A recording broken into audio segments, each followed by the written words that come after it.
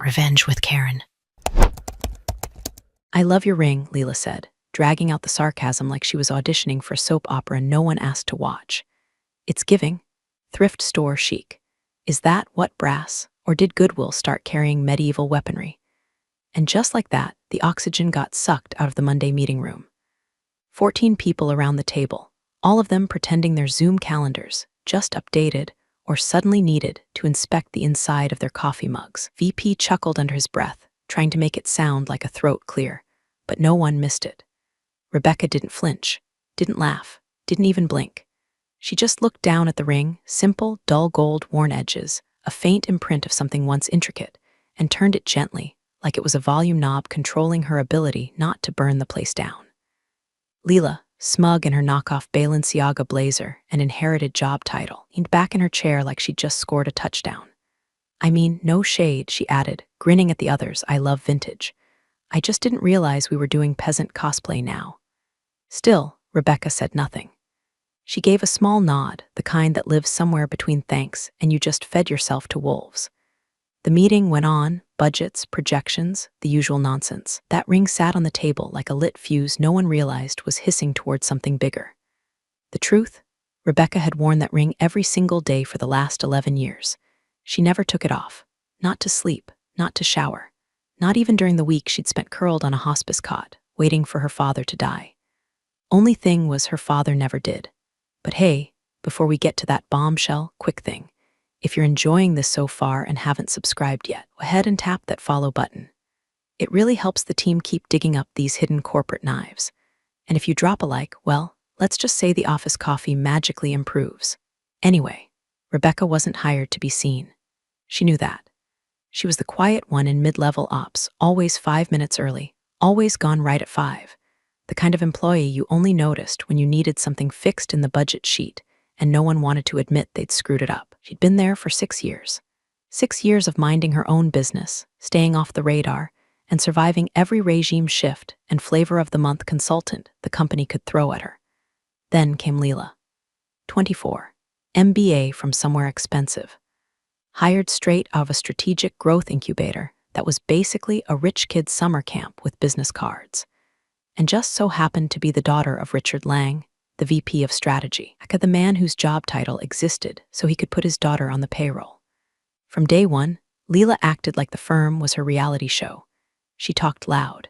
She mispronounced basic financial terms. She treated assistants like waitstaff and clients like groupies. But no one said a word because she had the last name. Rebecca clocked it all in silence. She noticed the way the board smiled tighter whenever Leela walked into a room, the way her ideas sounded suspiciously like Slack threads from 3 weeks ago, the way she misread an entire portfolio deck and accidentally triggered a soft pull on a dormant client account worth $22 million and somehow still blamed the analyst for not flagging it with emojis. The kicker, no consequences, just more eye rolls and more expensive shoes. But none of that really got under Rebecca's skin. Not yet.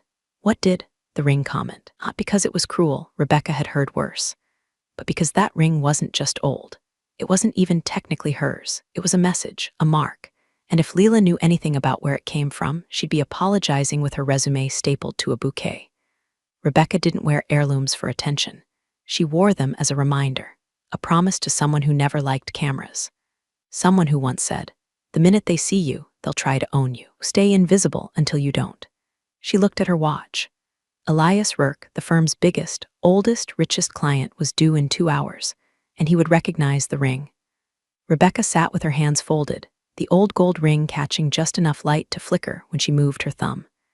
It wasn't flashy, hell, it looked like something you'd fish out of a dusty box at a garage sale between mismatched salt shakers and VHS tapes of Matlock. But it had weight, not just physical, it meant something. Leela didn't see weight, she saw a chance to peacock. So Leela said, teeth bared in a white wine grin, "You really don't do jewelry, huh?" She was late to the strategy meeting. Again, half a Starbucks frap in one hand, her company-issued iPad in the other, clutched like it contained state secrets instead of a Pinterest vision board of business synergy. Rebecca didn't answer. Just sipped her black coffee, as always. Leela took that silence as an opening. She tossed her jacket on a spare chair and dropped into the seat next to Rebecca, on purpose, of course, and turned the full wattage of her performative concern on her. "I mean, that ring," Leela continued, waving her straw toward Rebecca's hand like it had personally offended her. "Where did you find that? A Renaissance fair? Some witchy Etsy shop run by a cat lady in Ohio?" A few low chuckles echoed around the table, and Turn snorted into his scone. Rebecca glanced at the screen where the Q4 roadmap was projected. Everyone was pretending to scroll or check notes, but their eyes flicked up, just long enough to see if she'd bite. She didn't, she never did. "It's unique," Leela added, faking backpedal with the grace of a toddler on ice. "Definitely a vibe, like a Dungeons and Dragons meets estate sale kinda thing. Love that for you." Rebecca gave a soft nod, no smile. No comeback, just that infuriating, inscrutable calm. The VP, Richard Lang, Leela's proud papa, cleared his throat like he was about to say something managerial. Maybe pivot back to strategy, maybe fake scold his daughter for being playful. But instead, he just chuckled. "Let's stay focused, team. Q4 waits for no one, not even the fashion police." More laughter, louder this time. Leela beamed. Rebecca shifted in her chair, barely. A subtle movement, like someone checking for draft. But the tension in the room thickened, not just because of the insult, but because everyone felt something shift. They didn't know what it was, but it wasn't nothing. Beneath the silence, under the hum of recycled air and fluorescent lights, something had just clicked into place. And Rebecca, she just sat there, stone still. There was a way people looked when they were embarrassed, fidgety, defensive, awkward. Rebecca looked like someone who'd memorized the exact number of ceiling tiles in the building and could tell you which one would fall first in an earthquake. Cool, controlled, dangerous in a way no one could explain. Leela didn't notice, or didn't care. She leaned into the smug, tossing her hair like a shampoo commercial and diving into a half-baked suggestion about leveraging macro trends in micro-content to engage legacy clients. Rebecca didn't look at her. She looked past her. Because in 90 minutes, Elias Rourke, the man whose signature still made investors flinch and regulators sweat, was going to walk through the glass doors of that conference room. And when he did, the joke about her ring wasn't going to be funny anymore. It was going to be prophecy. She checked her email. No reply yet from the encrypted account she'd pinged at 6:37 a.m. sharp. The one that only responded with coordinates and silence. Ring on her finger pulsed against her skin, not with magic, not with anything mystical, but with memory, with intent. She didn't wear it to accessorize. She wore it because her father once said, when the sharks forget who fed them, show teeth, but only once. Rebecca was quiet, but she never forgot. The scent of money arrived before Elias Rourke did. Not the crisp, fresh bill kind, but old wealth, leather briefcases, aged scotch, silent jets that land without flight plans. The kind of money that doesn't walk into a building, it inspects it. It was 3:02 p.m. when the elevator dinged. Rebecca was walking back from the server room. She had no business being on that side of the building. Leela made that abundantly clear in the last meeting, when she suggested non-client-facing staff should probably stick to their own zone. But Rebecca didn't follow zones. She followed protocols. And today, only printer that wasn't spitting out gibberish was on the client floor. As she stepped off the carpeted hallway and into the gleaming marble of the executive corridor, she heard the sudden hush that always followed Rourke. 2 assistants peeled off and vanished like smoke. The receptionist actually stood when she saw him, something she'd never done for Lang or even the founder himself. Elias Rourke didn't need introductions. He was one. Tall in the way old athletes are, broad shoulders, stiff gait, hands like they were built to sign treaties, not contracts. He wore a charcoal suit that whispered handmade and a black overcoat folded over one arm like it had never touched rain. Rebecca didn't slow down. She kept walking. It was a quiet pass, 6 steps of mutual proximity. She held a manila folder in one hand, her coffee in the other, neutral expression. Just another shadow in the building. But then it happened. Step 4. Rourke stopped. Just stopped, mid-stride, dead halt, like a statue caught off balance. His eyes dropped to her hand, to the ring. The air pressure shifted. He stared, not blinking, not breathing. His mouth parted slightly as if a word got stuck in his throat before it could form. Rebecca paused, only briefly, enough to glance up and meet his gaze. His pupils flicked from the ring to her face, searching, calculating, remembering. And then his voice came, low and sharp, like metal dragged over stone. "Where did you get that?" Rebecca didn't answer. Not yet. She tilted her head just a degree. "Excuse me?" Rourke took a step forward. His hand moved slightly as if he was reaching out but didn't. "The ring," he said, "that seal." She glanced at it like she had to remind herself it was there. "This," she asked. "My father gave it to me." And that was all she said. The words sank into the hallway like ink in water. Rourke stared at her face. Back to the ring. His entire frame tightened. You could see it, the memory flooding back, the numbers, the ledger, the name. Rebecca gave a courteous nod and kept walking. Behind her, she heard nothing, not even breath, but she knew that for the first time in 2 decades, someone had seen that ring and understood what it meant. She rounded the corner, heart steady. 2 floors below, the conference room was already being prepped. The founder's assistant was placing his favorite pens, black Mont Blancs, tip-checked, and the VP was rehearsing his pitch in the glass reflection. Leela, no doubt, was applying lip gloss and practicing her "I totally get macroeconomics" smile. None of them had any idea, but they would, because Rebecca's ring didn't just come from a father. It came from a shadow fund that once owned 1/3 of Wall Street, then vanished without a trace. Came from a man who disappeared right before the crash and took $20 billion in undisclosed assets with him. And if Rourke recognized that seal, then the meeting wouldn't be about quarterly growth anymore. It would be about debt. Old, blood-soaked, and very much unpaid. The presentation had all the charm of a hostage video. The lights were dimmed, the air conditioner wheezing like it had asthma, and Richard Lang stood at the head of the table, gesturing at a slide deck so bloated with buzzwords, it looked like someone fed ChatGPT a Red Bull and told it to disrupt synergies at scale. Rebecca sat in her usual spot, off to the side, second row, clipboard resting in her lap more as armor than utility. She wasn't technically required to be there, but the founder had asked for someone who knows the operations inside and out, and for reasons no one could quite articulate, that had meant her. Leela was seated near the front, one leg crossed high like she was trying to show off a shoe brand she couldn't pronounce.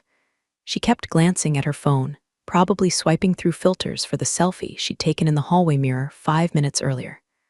At the far end of the table, Elias Rourke sat like a shadow in velvet, hands clasped, eyes alert. He hadn't said a word since the meeting started. Lang was mid-pitch, something about agile restructuring of capital flow to better reflect dynamic market patterns when it happened. Rourke lifted one finger. Just one. The silence dropped like a curtain. Lang froze, mouth open, halfway through a sentence he probably didn't understand.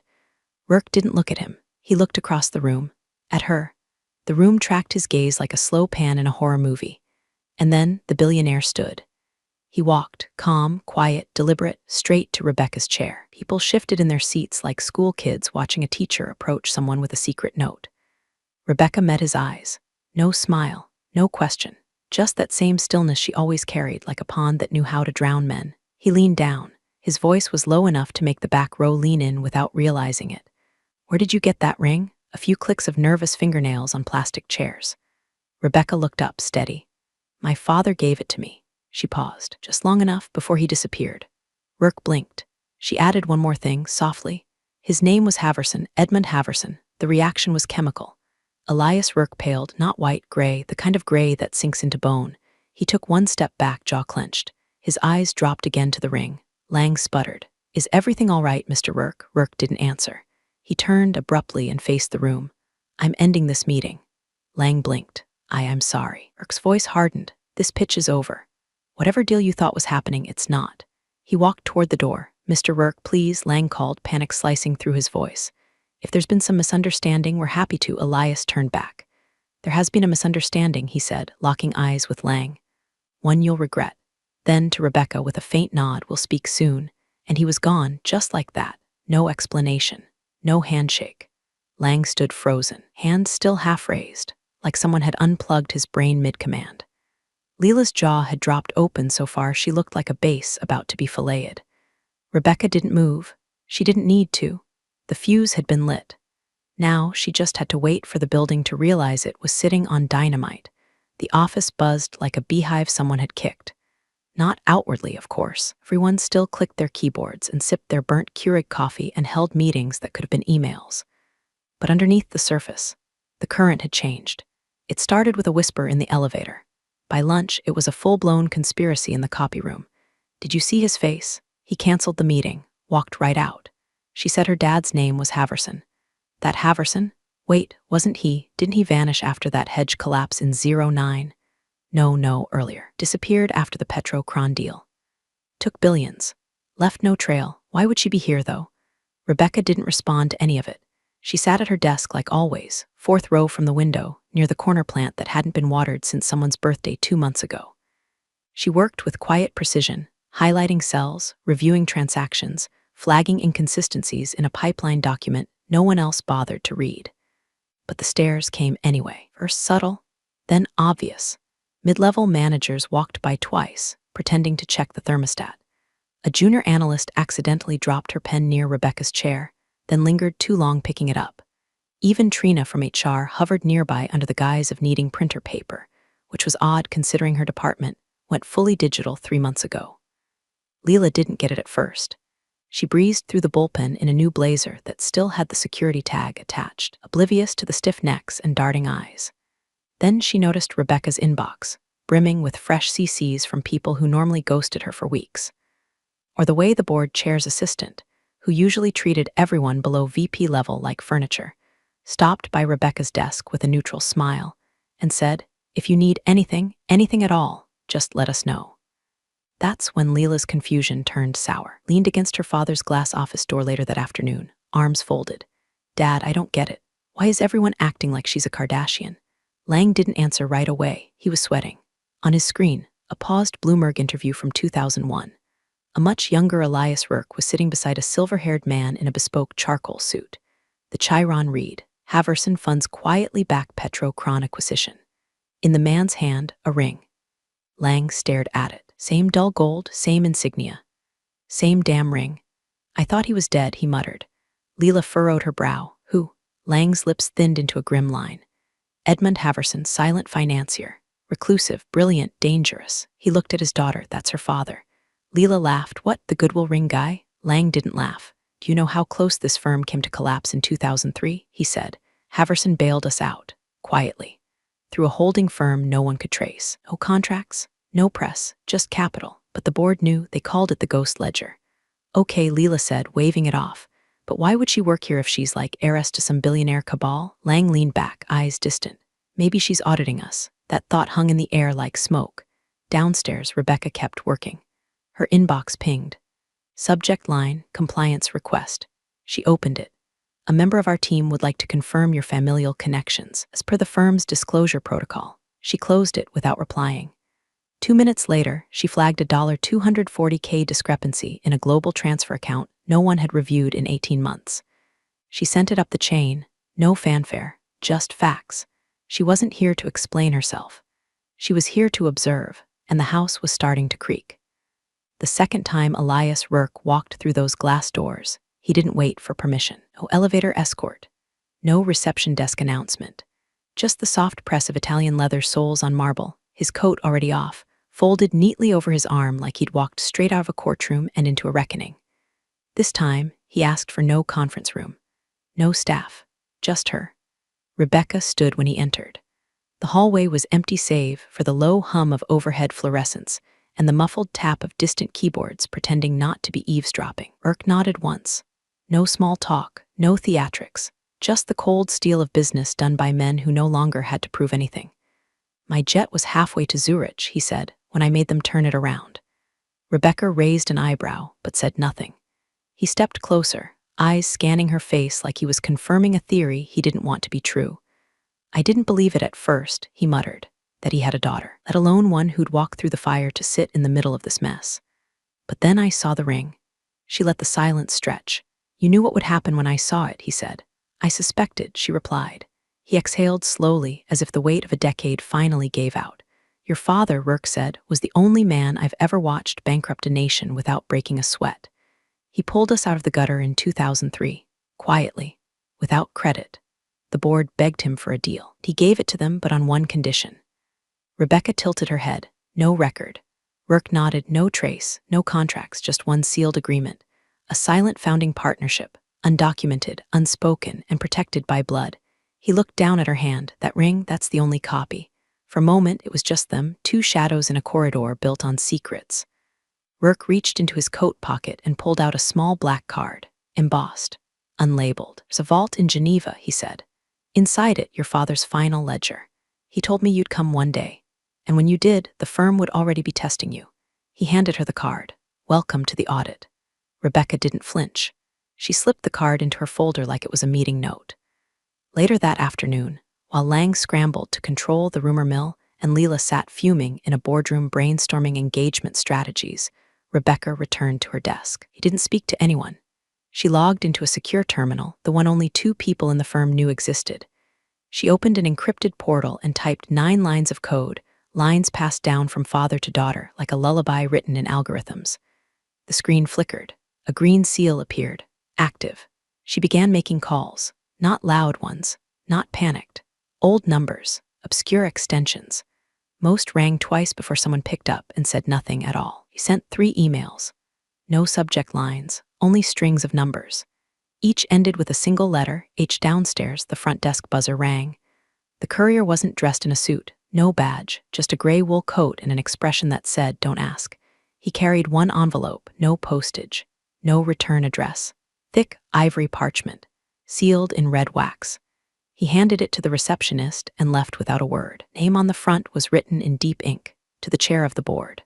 Eyes only. Upstairs, Lang stood in front of the mirror in the executive washroom, trying to calm his breathing. He adjusted his tie, rubbed his temples. He still thought he had time. Still believed this was just a PR hiccup, a rogue intern with a rich daddy. He didn't know the seal had already been broken. Didn't know that somewhere inside the vault, beneath layers of encryption and non-disclosure fog, there existed a document, signed by every founding partner, co-signed by Edmund Haverson, with 1 clause written in plain language: if ever the firm forgets where it came from, remind them. Rebecca watched the delivery alert ping her screen. She didn't smile. She didn't need to. Richard Lang's voice boomed louder than the Monday crowd at a failing steakhouse happy hour. "I don't care what kind of soap opera this is turning into," he barked across the floor, red-faced and sweating through his collar. She undermined the meeting. Rourke walked. The client walked. That's insubordination. Hell, it's sabotage. Rebecca stood in front of his desk, arms relaxed at her sides like a patient watching a doctor misdiagnose his own tumor. "She didn't say a damn word in the meeting," said Jenna from compliance quietly, seated along the glass wall, arms crossed. Lang ignored her. "She's been disruptive," he snapped, jabbing a finger toward Rebecca. "She's had access to files she shouldn't. She's made unauthorized calls.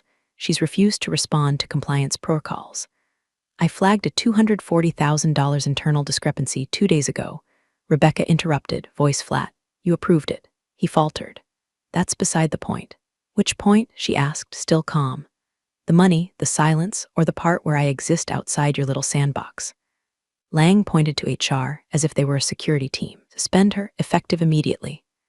"Take her badge, her credentials." That's when the knock came. 3 sharp raps on the office glass. Everyone turned.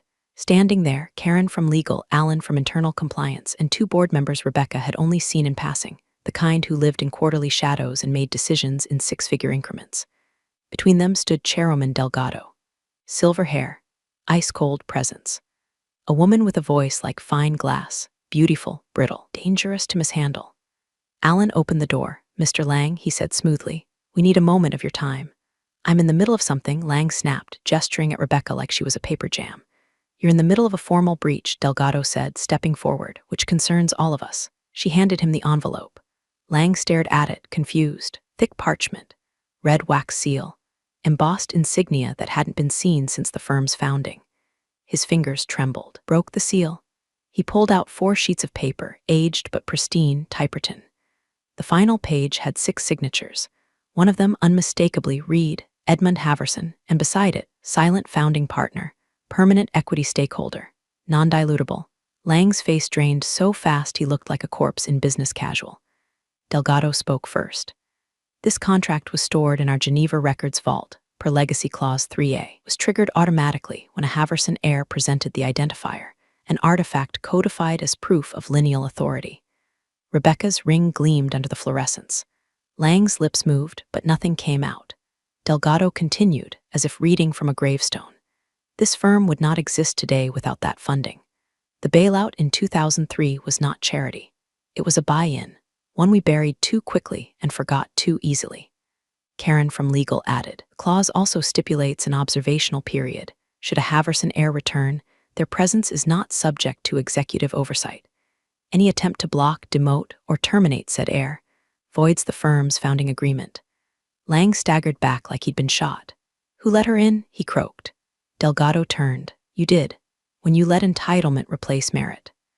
Across the glass, Leela watched the scene unfold from her corner cubicle, mascara starting to run. One intern whispered, "Oh my God, she's that family." Rebecca said nothing. She didn't gloat, didn't flinch, didn't so much as blink as Lang collapsed into his chair, mouth slack, contract still trembling in his hand. Delgado turned back to Rebecca. Would you like to address the board? Rebecca simply shook her head. Not yet. Outside, phones rang, emails fired, rumors calcified into gospel. And Leela, for once, didn't say a single word, just sat there, staring at Rebecca's ring like it was ticking. The founder's office hadn't changed in 20 years. Same mahogany walls, same brass lamp with the crooked shade, same photo of the original partners in black and white, all smiles and cufflinks before the money really hardened them. Rebecca stood in front of the desk. Across from her sat Malcolm Brandt, the man whose name was still on the building, even if the board had done their best to turn him into a figurehead. His hands were folded over a leather blotter, his mouth set in a line that could mean regret or rage. Haverson, he said finally. I never thought I'd hear that name again. Rebecca's voice was level. Then you weren't listening. Brandt let out a sigh that seemed to rattle from his bones. You're his daughter? She nodded. You look like him, he said, staring. Same stare, same silence. He tapped a finger on the desk, slow and rhythmic, like he was counting sins. Always wondered what happened after 2003. He bailed us out and vanished. No trail, just gone. He didn't vanish, Rebecca said. He stepped back. Brandt tilted his head. He watched, she continued, for 2 decades. Watched how the firm used the capital. Watched who took credit. Watched who got lazy. Her tone never rose, but each word landed with the precision of a scalpel. He knew the day would come when the firm forgot who built its foundation. The wrong people started inheriting what the right ones earned. Brandt leaned back. So you came to punish us? No, she said. He asked me to observe. She took a folded piece of paper from her bag, unfolded it, laid it on the desk. I started here 6 years ago under a different name. Entry level, no fanfare, no notice. I watched your processes, your culture, your people. She looked him dead in the eye, and how you treat those with no name. Brandt swallowed. Lang, she said, failed immediately. Nepotism, ego, gross incompetence passed off his vision. He weaponized his daughter's entitlement like it was currency. Brandt closed his eyes for a second. You're not wrong. Rebecca didn't smile. I never expected kindness or even recognition. But I did expect competence. I expected integrity. You gave me neither. Brandt opened his desk drawer and pulled out a letter. This came in this morning, he said. Rourke's fund just pulled their accounts. $9 billion gone by noon. He placed the letter beside hers.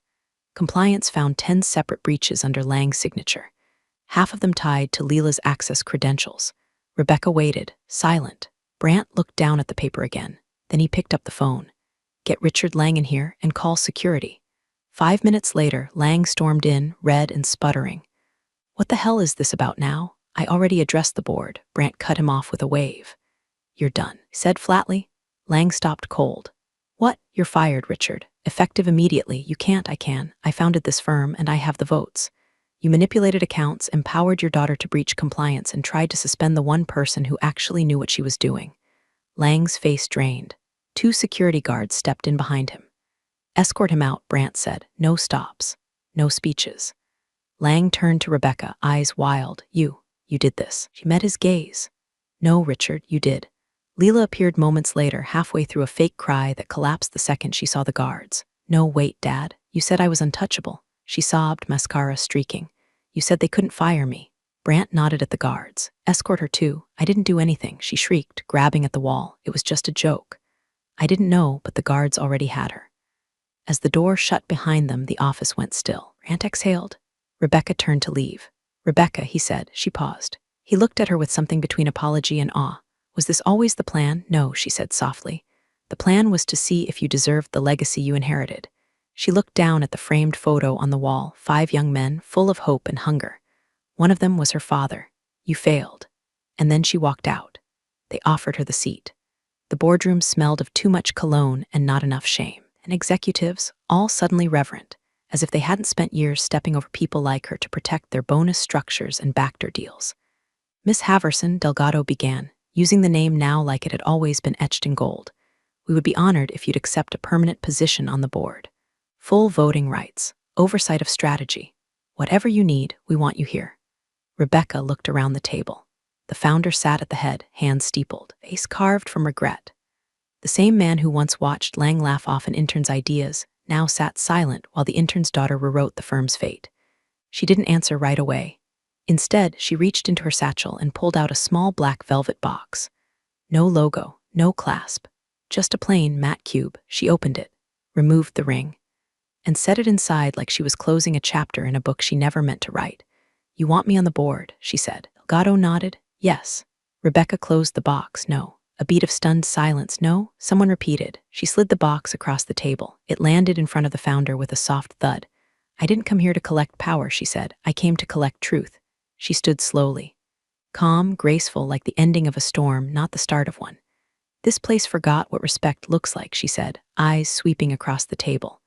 "I just reminded you." She turned to go. The founder said. She paused in the doorway. "You're just leaving?" "I did what I came to do." A pause. "Then what happens now?" he asked, voice barely above a whisper. Rebecca looked over her shoulder. "Don't worry," she said. "I won't shut it down." A half smile. "Yet," and then she walked out. No fanfare, no applause. Just the sound of her heels clicking against the polished floor like a countdown. Downstairs, phones began to ring. "Urgent," repeated. The CFO's assistant stood up. Sir, there's a withdrawal from the work account." "No, not a withdrawal. A relocation. How much?" Someone asked. "All of it." The room erupted in motion, calls, spreadsheets, scrambling. But the founder just sat there. Staring at the ring box, he opened it. Inside, the old gold gleamed under the recessed lighting, dull and heavy with meaning. He leaned back, staring at the ceiling like it could answer questions the gods had stopped taking. "She wasn't the heir," he whispered. The room froze. She was the audit. And by the time they understood what that meant, Rebecca Haverson was already gone. Big thanks, you legends of the old office days. Subscribe to keep the switch-flicking chaos alive. Your ex-boss is shaking in their loafers.